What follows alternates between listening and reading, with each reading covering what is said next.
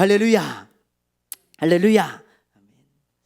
네, 너무 감사를 드립니다.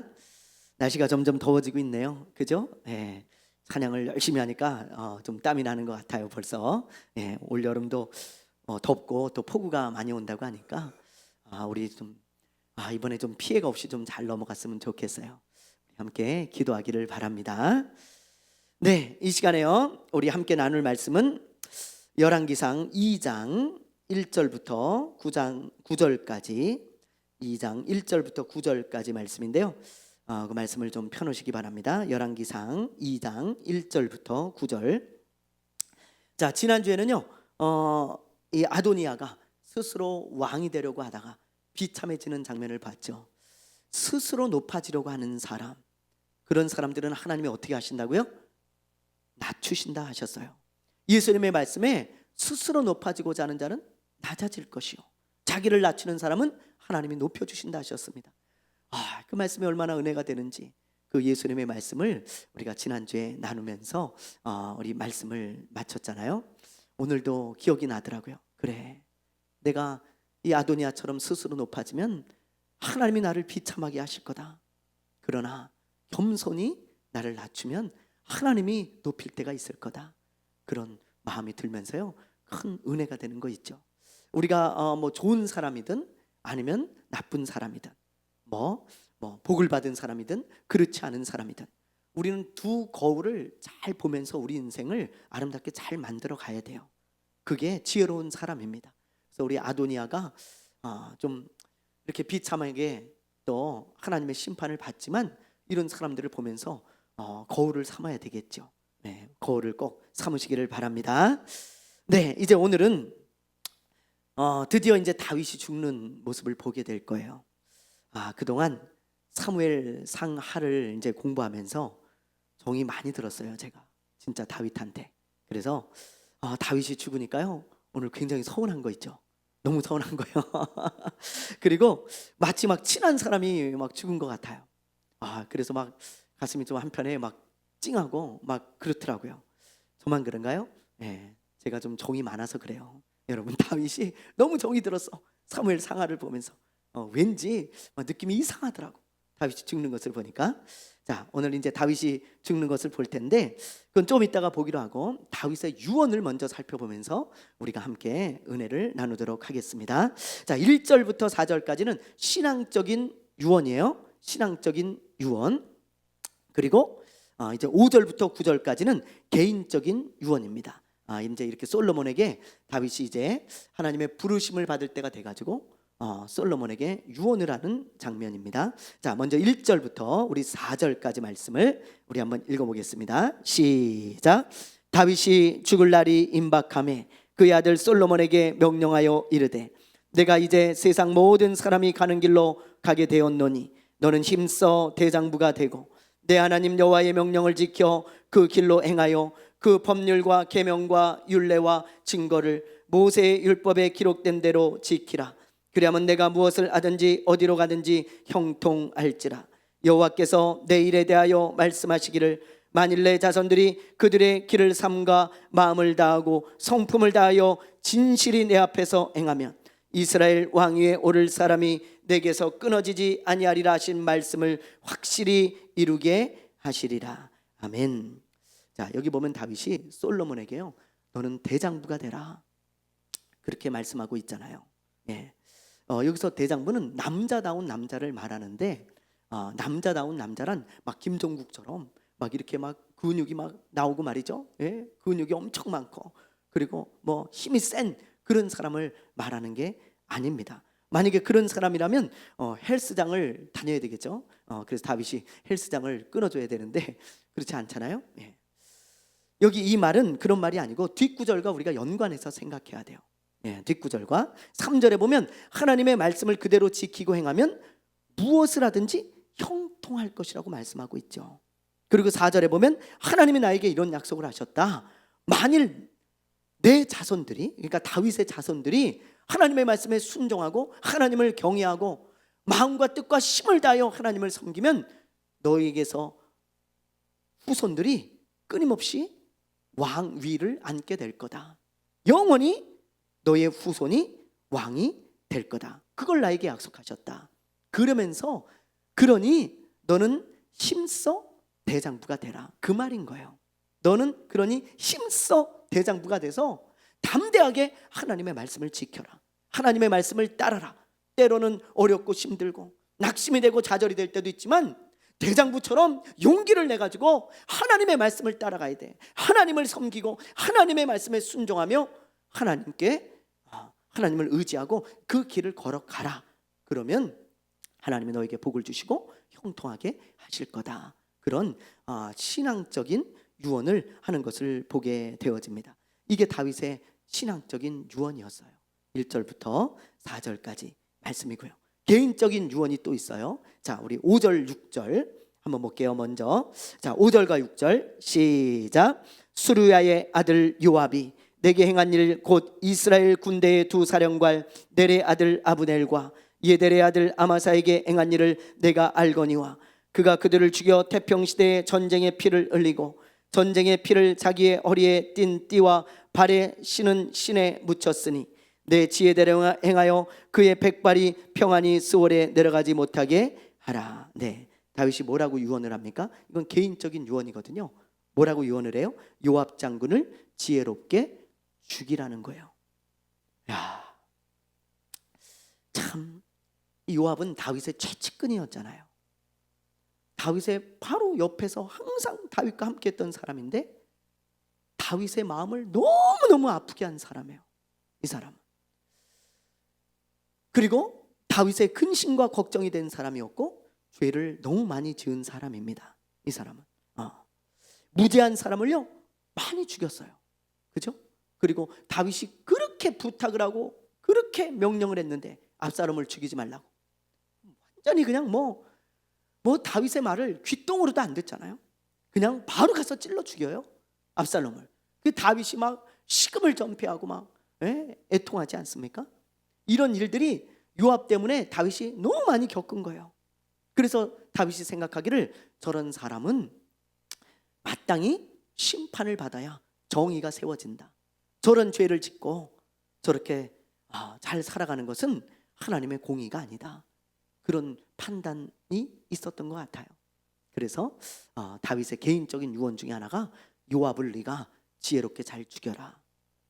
그런 유언을 한 거예요. 자, 그리고 이제 8절 9절을 한번 볼게요. 8절 9절 한번 읽어봅니다. 시작. 바울임 베냐민 사람 게라의 아들 시므이가 너와 함께 있나니 그는 내가 마하나임으로 갈 때에 악독한 말로 나를 저주하였느니라. 그러나 그가 요단에 내려와서 나를 영접함으로 내가 여호와를 두고 맹세하여 이르기를 내가 칼로 너를 죽이지 아니하리라 하였노라. 그러나 그를 무죄한 자로 여기지 말지어다. 너는 지혜 있는 사람이므로 그에게 행할 일을 알지니 그의 백발이 피 가운데 스월에 내려가게 하라. 또 누구를 죽이라 그래요? 누구를요? 시므이. 시므이가 누굽니까? 다윗이 압살롬을 피해 도망을 다닐 때 시므이가 돌과 흙을 다윗을 향해 던지면서 감히 왕을 저주하고 모욕하고 정말 뭐라 그럴까요? 입에 담지 못하는 그런 쌍욕을 했어요. 우리 성경에는 이게 좀 약하게 표현되어 있어요. 그냥 뭐 비루한 자여 가라, 비천한 자여 가라 막 이랬잖아요. 그러면서 막 네가 사울의 왕권을 빼앗아서 네가 그렇게 잘 살 줄 알았냐 뭐 이러면서 막 이렇게 나오는데 원어로 보면 그런 약한 단어가 아닙니다. 여러분 진짜 입에 담지 못할 쌍욕이에요. 그냥 쌍욕 그렇게 보시면 돼요. 짐승에게 하듯 사람에게는 할 수 없는 그런 저주입니다. 다윗이 그걸 들었어요. 다윗의 옆에 있는 장군들도 듣고 왕이시여 말씀만 하십시오. 저건 그냥 놔두면 안 됩니다.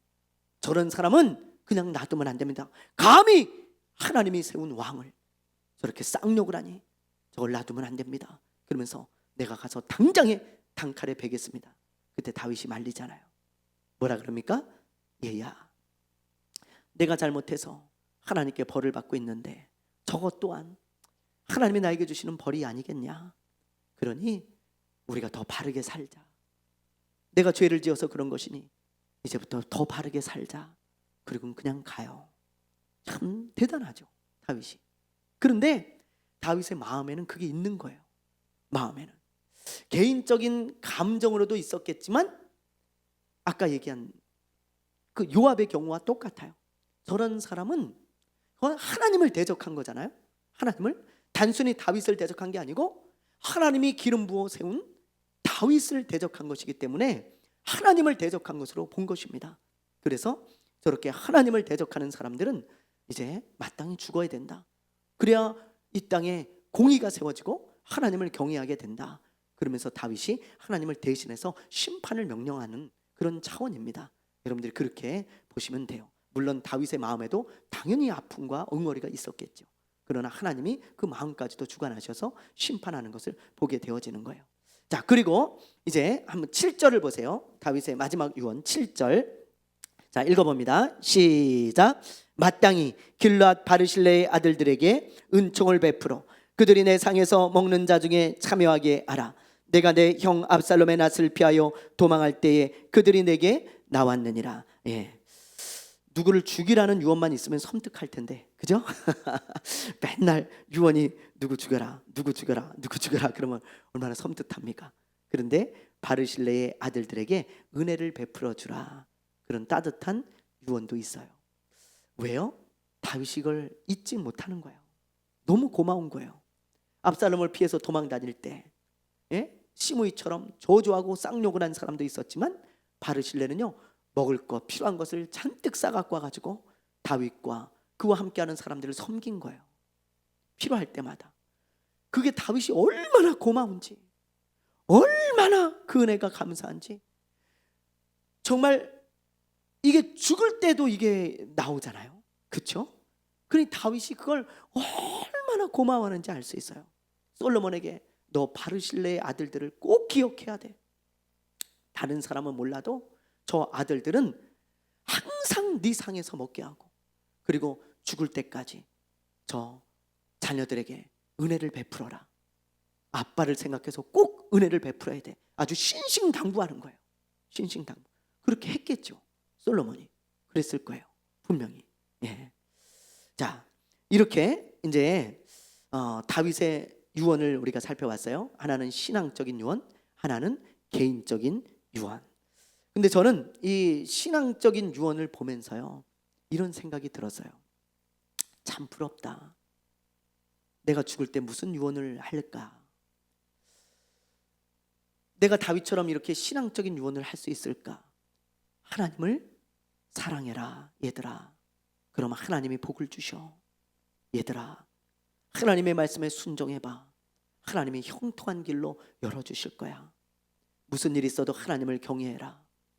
하나님을 따라라. 이렇게 여러분, 신앙적인 유언을 할 수 있는 것은 내가 그렇게 살았을 때 가능한 거예요. 가능한 거예요. 오늘 이 말씀을 묵상하는데 다윗이 만약에 하나님의 말씀에 순종하는 삶을 살지 않고 하나님을 경외하는 삶을 살지 않았다면 솔로몬에게 너 하나님을 경외해라, 하나님을 사랑해라, 누구보다 하나님을 사랑하고 하나님 편에 서야 되고 하나님의 말씀에 순종해야 돼 라고 유언하고 죽을 수 있을까? 그 마지막 말이 그 말이 될 수 있을까? 생각해 봤을 때 아니더라고요. 내가 그렇게 살지 못하면 그런 유언을 할 수가 없습니다. 근데 다윗은 자기가 그렇게 살려고 몸부림쳤고 그렇게 살아왔기 때문에, 물론 실수할 때도 있고 물론 넘어질 때도 있고 죄를 질 때도 있었지만 다윗은 그렇게 살려고 몸부림쳤어요. 그래서 솔로몬에게도 그 유언을 하면서 죽은 것이죠. 네. 다윗은 이렇게 대장부처럼 용감하게 하나님의 말씀에 순종하는 삶을 살았기에 솔로몬에게 너도 대장부처럼 하나님의 편에 서라고, 하나님의 말씀에 순종하면 형통한 길이 열린다고 그렇게 담대하게 자신 있게 이야기할 수 있었던 것입니다. 저는 그게 너무 부럽더라고요. 정말 부럽더라고요. 네. 그래서 저는 다윗이 그런 유언을 하는 게 너무 부럽고 놀라웠습니다. 하나님, 저의 삶을 마치는 날 우리 가족들과 우리 교회 성도들에게 저도 이 다윗처럼 유언했으면 좋겠네요. 하나님 그렇게 되게 해주세요. 그런 기도가 나오는 거예요. 예. 성경에 보니까 다윗과 같은 유언을 한 사람이 또 있더라고요. 그 사람이 바로 여호수아입니다. 근데 여호수아가 어떤 유언을 했는지 우리 한번 읽어보겠습니다. 자, 여호수아 24장 14절 15절인데요 14절 읽어보세요. 시작. 그러므로 이제는 여호와를 경외하며 온전함과 진실함으로 그를 섬기라. 너희의 조상들이 강 저쪽과 애굽에서 섬기던 신들을 치워버리고 여호와만 섬기라. 자, 25절. 만일 여호와를 섬기는 것이 너희에게 좋지 않게 보이거든 너희 조상들이 강 저쪽에서 섬기던 신들이든지 또는 너희가 거주하는 땅에 있는 아모리 족속의 신들이든지 너희가 섬길 자를 오늘 택하라. 오직 나와 내 집은 여호와를 섬기겠노라. 이게 여호수아의 유언이에요. 놀랍죠? 여호수아는 이런 유언을 한 거예요. 나와 내 집은 오직 하나님만 섬길 거다. 하나님만 사랑하고 하나님의 말씀에만 순종할 거야. 그러니 너희들이 선택해라. 선택해. 하나님을 섬길래? 우상을 섬기고 다른 신들을 섬길래? 너희들이 선택해. 그게 여호수아의 유언이었어요. 여호수아가 어떻게 이런 유언을 할 수 있었을까요? 오직 하나님만 섬겼기 때문이에요. 두 마음을 품지 않고 누가 우상을 섬기든 말든 누가 불순종하든 말든 오직 나와 내 집은 하나님 사랑하고 하나님 편에 서고 하나님 말씀을 따라간다. 딱 여호수아는요 그 기준을 잡고 그렇게 살아가려고 몸부림치는 거예요. 그러니까 수많은 이스라엘 백성들 앞에서 유언을 하기를 너희들은 하나님을 선택할지 우상을 선택할지 결정해라. 나와 내 집은 오직 하나님만 섬기며 여기까지 살아왔다. 결정해라. 그렇게 말할 수 있는 거예요. 신앙적인 유언을 한다는 거 참 부러운 일이고 감사한 일입니다. 그런데 내가 그렇게 살아가야 마지막에 그 유언을 할 수 있어요. 얼마나 감사하고 얼마나 부러운 일입니까? 저와 여러분도 신앙적인 유언을 하게 되기를 바랍니다. 아멘. 예, 에브라함 링컨의 어머니가요 이런 유언을 했다 그래요. 아마 많이 들어보셨을 거예요. 11살인 링컨의 손을 딱 붙잡고요 이런 유언을 했어요. 얘야, 나는 너를 두고 하나님 앞에 먼저 간다. 나는 너에게 줄 재산이 많이 없다. 집도 없고 땅도 없고 많은 돈도 없구나. 그러나 내가 너에게 아주 가장 귀중한 엄마의 유산을 주마. 뭔데요? 성경책이다. 그러면서 엄마가 쓰는 성경책을 그 낡고 낡은 성경책을 링컨의 손에 딱 쥐어주는 거예요. 엄마가 이걸 얼마나 사랑했는지 알지? 네. 엄마가 이걸 얼마나 읽고 또 읽고 또 읽었는 줄 알지? 네. 너 여기 말씀에 써 있는 대로 그대로 순종하면 하나님은 너에게 엄청난 복을 주실 거야. 엄마가 보증할게. 그러니 너 이 성경책을 가장 귀하게 여기고 밤낮 이 말씀을 읽고 지켜라. 그러고 돌아가셨어요. 야, 이 링컨의 어머니는요 성경을 그렇게 사랑했던 사람이래요. 성경을. 그래서 밤낮 읽고 또 읽고 링컨을 앉혀놓고 글을 성경으로 가리킬 정도로 그렇게 성경을 읽고 사랑했던 여인이었습니다. 그러니까 마지막에 돌아가실 때 얘야, 너 이 성경대로 읽고 행해봐. 하나님 복 주실 거야. 그런 유언을 할 수 있지. 내가 만약에 말씀을 사랑하지 않는 사람이라면 어떻게 내 자녀에게 내가 그렇게 말하고 죽을 수 있겠어요? 여러분, 이게 이제 링컨이 1861년인가요? 잘 기억이 안 나는데 아마 그럴 거예요. 1861년쯤에 대통령 취임식을 할 때 손을 얹었던 성경입니다. 이게 링컨이 미국의 박물관에 아직도 있어요. 이 성경책이 놀랍죠. 오바마 대통령 그리고 트럼프 대통령이 이번에 취임식을 할 때 링컨에 선서했던 이 성경에 손을 얹고 선서를 했어요. 동일하게. 그런 역사적인 미국의 유물입니다. 여러분, 우리가 이런 것을 보면서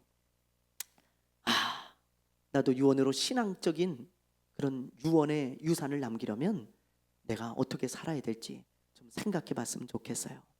여러분, 열심히 신앙생활 하세요. 하나님의 말씀을 사랑하고요, 순종하고 하나님을 누구보다 사랑하십시오. 그래서 여러분의 자녀들에게 정말 내가 하나님의 부르심을 받을 때, 얘야 하나님을 누구보다 사랑하렴, 엄마는 그렇게 살았다, 그렇게 몸부림쳤다, 너 꼭 그렇게 살아봐라, 하나님이 너에게 큰 복과 은혜를 주실 거야. 그러고 죽을 수 있으면 좋겠어요. 여러분 정말 우리 그런 사람 됩시다. 아멘, 아멘. 예. 자, 이렇게 이제 다윗이 유언을 하고 안타깝지만 죽습니다. 자, 우리 10절에서 12절 볼게요. 10절에서 12절 읽습니다. 시작. 다윗이 그의 조상들과 함께 누워 다윗성에 장사되니 다윗이 이스라엘 왕이 된 지 40년이라 헤블론에서 7년 동안 다스렸고 예루살렘에서 30년 동안 다스렸더라. 솔로몬이 그의 아버지 다윗의 왕위에 앉으니 그의 나라가 심히 견고하니라.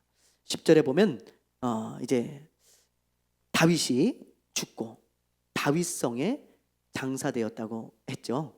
여기서 이제 다윗성은 예루살렘입니다. 여러분 상식적으로 알아두시면 돼요. 다윗성 그러면 이제 다윗의 왕궁이 있고 다윗이 수도를 삼은 예루살렘을 말하는 거예요. 사도행전 2장 29절에 보면요, 다윗의 무덤이 사도들이 활동하던 시대까지 있었다는 기록이 있어요. 자, 사도행전 2장 29절인데요. 자, 요 말씀 한번 읽어볼게요. 자, 시작. 형제들아, 내가 조상 다윗에 대하여 담대히 말할 수 있노니 다윗이 죽어 장사되어 그 묘가 오늘까지 우리 중에 있도다. 보세요. 이거 베드로가 한 말이거든요. 예수님을 전하면서. 근데 지금 베드로가 뭐라 그럽니까? 다윗이 죽어 장사되어 그 무덤이 오늘까지 우리 중에 있다는 거예요. 우리 중에. 그러니까 베드로는 지금으로부터 2000년 전 사람이에요. 다윗은 3000년 전 사람입니다. 1000년의 차이가 있어요. 다윗이 죽고 1000년 동안 무덤이 예루살렘에 있었다 이 말이에요. 그러나 지금은 이제 없어졌어요. 중간에 다 사라져서 어디로 갔는지 알 수가 없습니다. 그러나 이스라엘에 가면 항상 이제 그런 유적을 만들어 놔가지고 이제 사람들로 하여금 보게 하는데요. 지금 이제 그 다윗의 가짜 묘죠, 가묘를 만들어서 이렇게 이제 전시를 해놓은 것을 보게 되어집니다. 저도 안 가봤는데요, 사진으로 보니까 있더라고요. 그래서 여러분들에게 한번 보여주려고 한번 갖고 와봤어요. 여기 이제 다윗의 무덤 앞에 서 있는 다윗의 동상입니다. 이게 하프 같은 악기고 다윗이 왕자에 앉아서 찬양을 하고 있는 그런 모습이죠. 하나님을 늘 찬양하고 기도했던 위를 보는 사람 다윗, 그렇죠? 딱 그 다윗의 트레이드 마크가 딱 있고요. 이게 이제 들어가는 입구인데 희한하게 여자가 들어가는 그 입구가 따로 있고 남자가 들어가는 입구가 또 따로 있다는 거예요. 그래서 남자가 들어가고 여자가 들어가고 따로 들어가서 보기에 이렇게 돼 있답니다. 이렇게 이제 무덤 안으로 들어가면 이렇게 다윗의 무덤을 이렇게 만들어 놓고 천으로 이제 덮어놨는데 여기 이제 뭐 히브리어로 이렇게 뭐라고 써 있어요? 모르겠어요. 뭐라고 다윗의 뭐라고 써 있겠죠. 그리고 뭐 이제 이렇게 여러 가지 이야기들을 써놨고 뭐 이렇게 해놨습니다. 그래서 이제 이게 뭐 진짜 여기에 있었는지 아닌지 그건 아무도 몰라요. 그러나 이제 추정을 해가지고 이렇게 이제 후대 사람들이 만들어서 해놓은 겁니다. 어쨌든 이렇게 다윗이 죽었어요. 그리고 다윗을 이어서 그의 아들 솔로몬이 왕이 됩니다. 12절에 보면 다윗이 앉았던 왕의 의자죠, 용상에 솔로몬이 앉아서 이제 다스렸다 하는 내용이 12절에 나와요. 저는 이 말씀을 보다가요, 12절 말씀을 보다가 이런 생각을 했어요. 이 세상에 영원한 것은 없구나. 영원한 것은 다윗이 영원히 앉을 것 같았던 그 용상에 다윗은 이제 내려오고 솔로몬이 앉아 있어요. 지금 12절에 보면.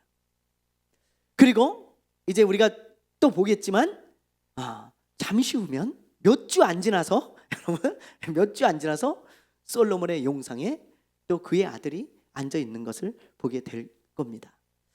이 세상에 영원한 것은 없어요. 당연한 이야기 같지만 그런데 우리가 이걸 잊고 사는 것 같아요. 그래서 우리가 때로는 미련해지고 감사를 모르는 것 같아요.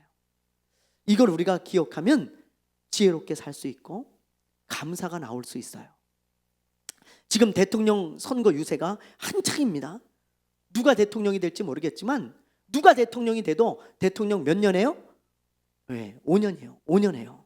이제 4년으로 바꿔가지고 우리도 미국처럼 2번 할 수 있도록 뭐 한다고 그렇게 개헌을 하려고 하는데 아직 논의 중이고 이제 5년 하고 있습니다. 단임제예요. 우리나라는 단일 한 번 하는 거예요. 누가 되든 5년 하고 내려와야 돼요. 근데 누가 대통령이 됐다 그래서 영원히 할 것처럼 영원히 자기가 대통령인 것처럼 그렇게 교만하게 살면 그 사람은 미련한 사람이 돼요. 대통령이 딱 됐을 때 난 5년짜리야 그렇게 생각하고 내가 5년 후에 반드시 이 자리에서 내려온다, 영원하지 않다, 그걸 딱 알고 살면 겸손해질 거예요. 5년 후에 감옥에 가지 않아야지, 그래. 그리고 보다 선하고 의롭게 살려 그러고 5년 후면 나의 삶이 평가가 되는데 역사에 어떻게 남을 대통령이 될 것인가 생각한다면 정말 많이 달라질 것 같아. 근데 대통령의 자리에 딱 앉으면 영원히 자기가 왕인 것처럼, 그렇죠? 왕인 것처럼 그렇게 딱 사니까 미련한 짓을 하게 되어지고 죄를 짓게 되어지고 그렇게 교만하게 살아가게 되는 것 같아요. 네. 여러분이 지금 직장에 다니고 있잖아요. 그런데 그 직장도 평생 다닌다고 생각하니까 감사가 없는 거예요. 여러분 제가 보니까 그래요. 얼마 안 있으면 이제 내가 그 직장을 그만둘 수도 있고 못 다닐 수도 있다는 생각을 한번 해보세요. 영원하지 않아요. 근데 우리는 우리에게 주어진 게 자꾸 영원하다고 생각을 하고 그렇게 무의식 중에 그런 자세를 가지고 살아가니까 감사가 없어요. 그리고 지혜롭지가 않아요. 인생을 사는 게. 다윗이 자기가 언젠간 내려온다고 생각했다면 보다 더 지혜롭게 살았겠죠. 우리는 모르겠지만 만약에 그렇게 살았다면요. 가족도 마찬가지잖아요.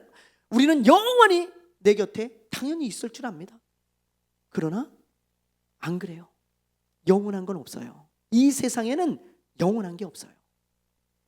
만약에 우리가 그걸 기억한다면 가족을 대하는 태도가 달라지고 우리 교회 가족을 대하는 태도도 달라질 거예요. 감사가 나올 거예요. 내 옆에 있어줘서 너무 고맙구나, 너무 감사하구나, 그리고 귀하게 여길 겁니다. 네. 우리 집 앞에 큰 마트가 있습니다. 저는 그 마트가 계속 있을 거라고 여태까지 생각하고 있었어요. 근데 요즘 뉴스들 뭐 기사들 보니까요, 대형 마트들이 줄폐업을 하고 지금 저 일산에 있는 백화점이 하나 문 닫았잖아요. 고별전을 해가지고 문을 닫더라고. 몇십 년을 한 백화점이. 그리고 주변의 마트들이 망하는 것을 제가 운전을 하고 가면서 종종 봐요. 엊그저께도 가는데 마트가 하나가 망하고 다시 또 누가 마트를 어떤 뭐 사람인지 기업이 인수를 했더라고. 그러니까 제가요, 우리 집 앞에 유일하게 그 큰 마트가 있는데 안 그러면 다 차 타고 나가야 되는데 그 마트가 계속 있을 거라고 생각하면 감사가 없어. 근데 야, 이 마트가 이게 사라질 수도 있겠구나 생각하니까요, 그 마트에 들어갈 때마다 이거 없어지면 안 되는데 우리 집사람하고 둘이 야 여보 이거 우리 기도해야 되나? 이거 없어지면 안 되는데 이거 잘 있어야 되는데 이거 계속 있어야 되는데 그런 생각이 드는 거예요. 없어질지도 모른다는 생각을 하니까 그런 귀한 마음이 들고 감사한 마음이 들어요. 근데 계속 있겠지 이러면 하나도 감사가 없어요. 하나도. 그렇더라고요. 근데 이게 언젠간 없어질 수도 있고 내일이나 뭐 한 달 있다 없어질 수도 있다고 생각하니까 지금 그 마트가 있는 게 얼마나 감사한지 너무 감사하더라고요.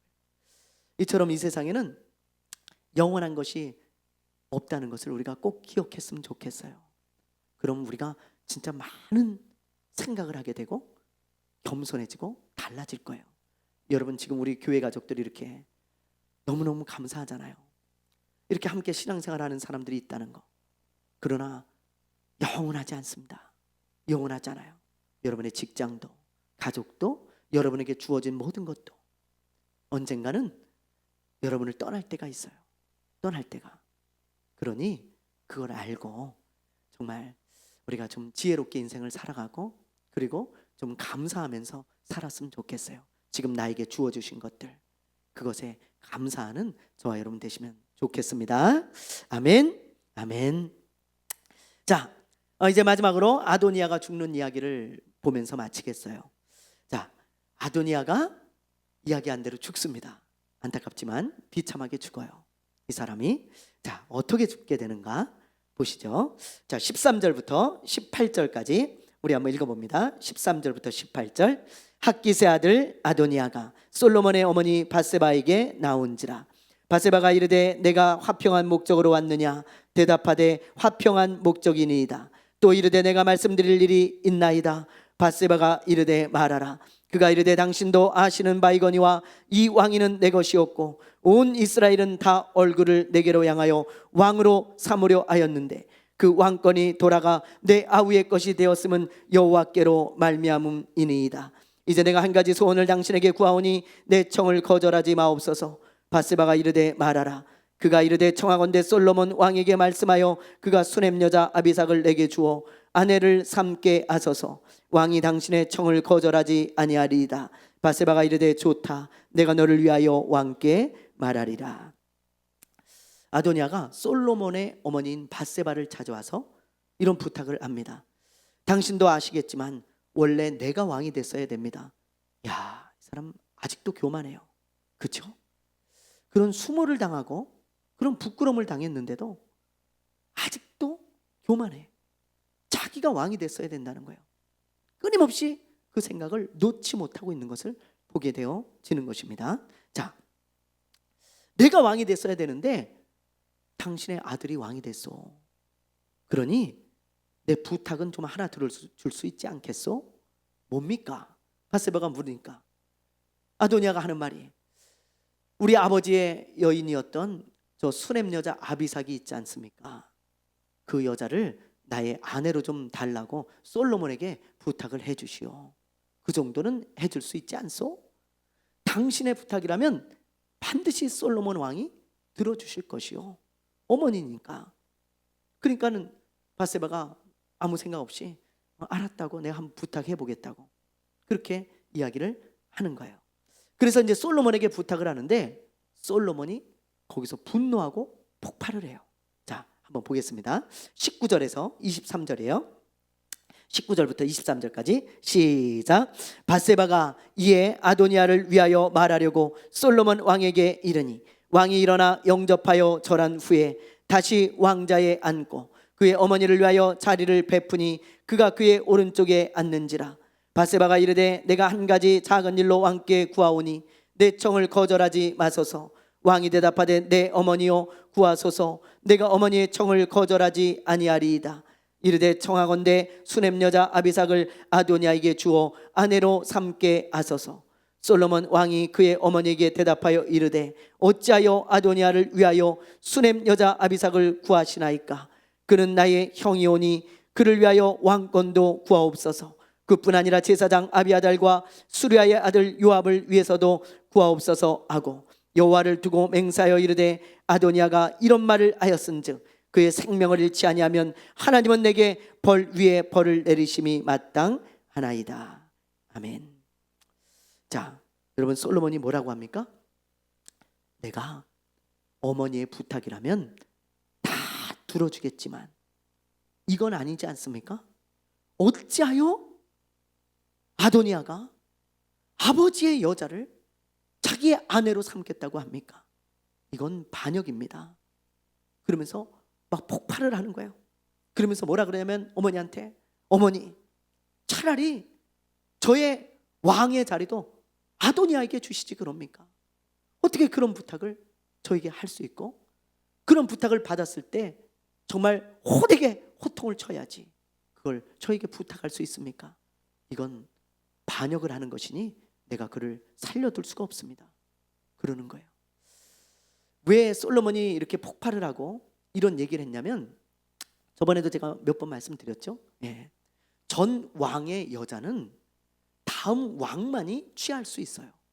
그게 이 당시 궁중의 법도입니다.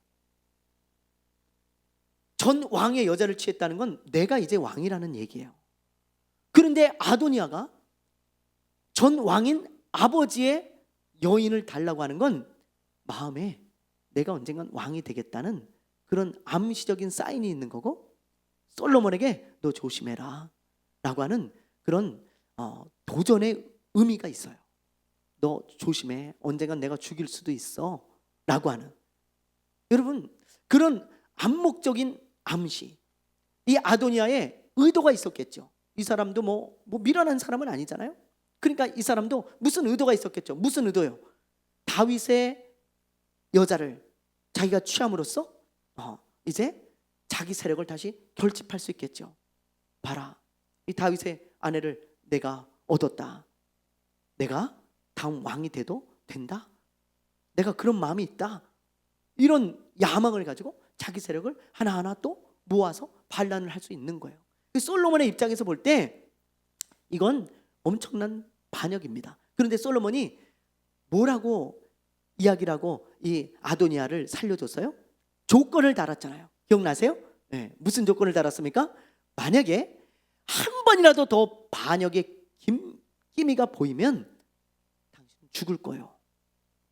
반역을 꿈꾸지 않으면 살려둘 것이고, 반역을 일으키려고 하면 죽을 것이요. 그렇게 조건을 달고 용서해주고 살려줬어요. 기억나시죠? 예. 그런데 이거는 반역을 한 거예요. 그래서 솔로몬은 이 사람을 이거 안 되겠다. 내가 그렇게 경고하고 분명히 명령했는데도 반역을 꿈꾸고 있으니 넌 죽어야 된다. 네가 약속을 어긴 거다. 그러면서 이제 이 아도니아를 죽이는 것을 보게 되어집니다. 자, 우리 한번 24절, 25절 한번 읽어보겠습니다. 시작. 그러므로 이제 나를 세워 내 아버지 다윗의 왕위에 오르게 하시고 허락하신 말씀대로 나를 위하여 집을 세우신 여호와께서 살아계심을 두고 맹세하노니 아도니아는 오늘 죽임을 당하리라 하고 여호야다의 아들 분하야를 보내매 그가 아도니아를 쳐서 죽였더라. 예, 아멘. 예. 저는 이걸 보면서요, 마지막으로 여러분과 함께 나누고 싶은 말씀이 있었어요. 그게 뭐냐? 경고를 무시하면 재앙을 당할 수밖에 없다는 거예요. 이 말씀을 읽는데 딱 경고등이 생각이 나더라고요. 솔로몬이 아도니아에게 경고등을 켜줬잖아요. 너 이렇게 하면 죽어. 이건 경고야 라고 이미 경고등을 켜줬어요. 근데 이 아도니아는 그 경고등을 무시해버렸습니다. 뭐 어때? 무시하니까 해를 당하고 죽는 거예요. 근데 이게 아도니아만 그럴까요? 아니에요. 매사 마찬가지입니다. 우리도 마찬가지예요.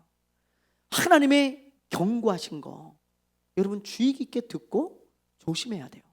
그렇지 않으면 해를 입어요. 하나님의 말씀에 경고하신 말씀들이 있잖아요. 예를 들면 예수 믿어야 천국 간다. 이건 경고입니다. 하나님의. 너 믿지 않으면 지옥이야. 절대로 지옥은 가지 마라. 예수님이 경고하고 또 경고하셨잖아요. 눈을 빼버리고라도 지옥 가지 마. 한쪽 손을 잘라버리고도 지옥 가지 마. 한 다리를 끊어버려도 절대 지옥 가지 마. 이게 뭐예요? 경고예요. 경고. 근데 그걸 무시해 사람들이. 먹고 살다 보니까, 뭐 직장 생활 하다 보니까, 세상을 즐기다 보니까, 내 아직 젊으니까 무시해. 여러분 그러다가 해를 당하는 거예요. 하나님의 말씀을 무시하면 해를 당합니다. 하나님의 경고들이 많이 있거든요. 사람의 말도 마찬가지예요. 사람이 나에게 어떤 경고를 했어요. 어떤 법이 나에게 경고를 했어요. 합법적인 경고라면 그 들어야 돼요. 안 그러면 해를 당해요. 해를. 아니 횡단보도를 초록불이 아닐 때 건너가면 5만 원을 벌금을 낸다는 경고를 했는데 그걸 그냥 갑니까? 그럼 5만 원 내야 되는 거예요. 경고를 무시했으니까. 벌칙금이 그런 거잖아요. 여러분 지혜로운 사람은 경고를 듣고요, 미련한 사람은 경고를 무시하는 거예요. 가룟 유다를 보세요. 가룟 유다. 유다가 예수님을 팔려고 하니까 예수님이 몇 번을 경고하죠. 마지막에는 아예 그냥 경고등을 그냥 제일 크게 켜가지고 그냥 삐어 삐어 삐어 이렇게 킵니다. 예수님이 뭐라 그래요? 유다야, 나는 성경에 기록된 대로 죽어. 그러나 너 잘 들어라. 나는 성경에 기록된 대로 죽어, 유다야. 그게 하나님이 나를 보내신 이유야. 그러나 나를 파는 자는 화가 있어. 대놓고 얘기했어요. 화가 있어. 차라리 나지 않았으면 넌 좋았을 뻔했다. 만약에 그런 짓을 한다면 말이야. 엄청난 경고죠, 이거. 네가 나를 판다면 너는 태어나지 않는 게 좋았다는 거예요. 엄청난 경고입니다. 유다는 예수님을 알아요. 예수님을 3년 동안 예수님과 함께 먹고 자고 했잖아요. 예수님이 실없는 소리 할 뿐이 아니라는 거, 거짓말을 할 뿐이 아니라는 거 누구보다 잘 알고 있습니다, 유다는. 근데 예수님이 그런 엄청난 경고를 했어요. 넌 태어나지 않는 게 좋았을 거다. 만약에 나를 판다면 너 화가 있어. 너 경고야. 엄히 경고했어요. 근데 유다가 어떻게 합니까? 이런 엄청난 경고를 들었으면 예수님 잘못했어요. 잘못했어요. 예수님 바지끄대기라도 붙잡고 예수님 좀 용서해 주십시오. 이래야 되는데 그걸 무시해요. 야, 그리고 가요. 돈을 받고 예수님 팝니다. 이런 미련한 사람이 있습니까? 엄청난 해를, 재앙을 당하잖아요. 유다가요.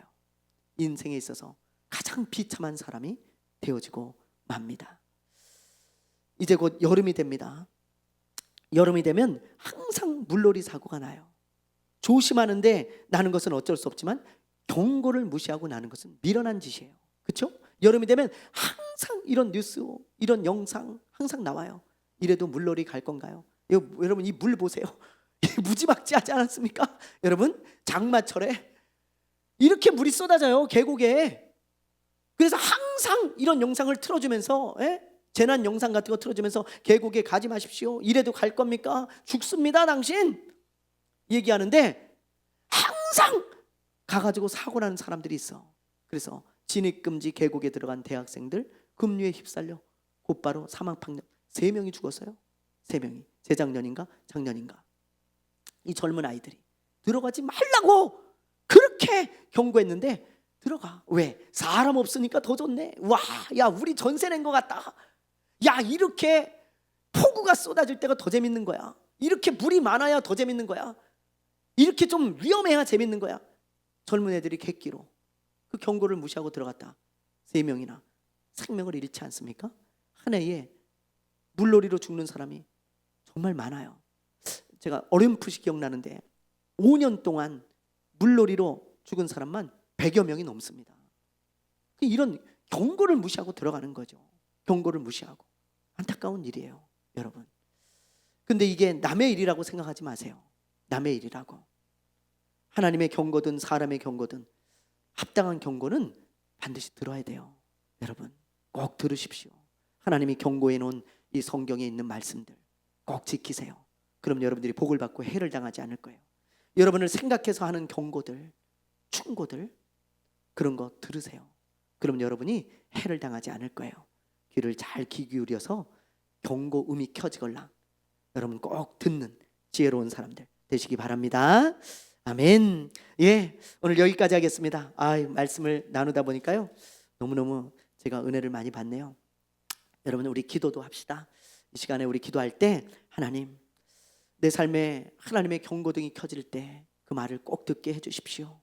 이 아도니아가 경고를 무시하고 해를 당한 것처럼 그런 어리석고 미련한 사람 되지 말게 해달라고 여러분 기도하시기를 바라고요.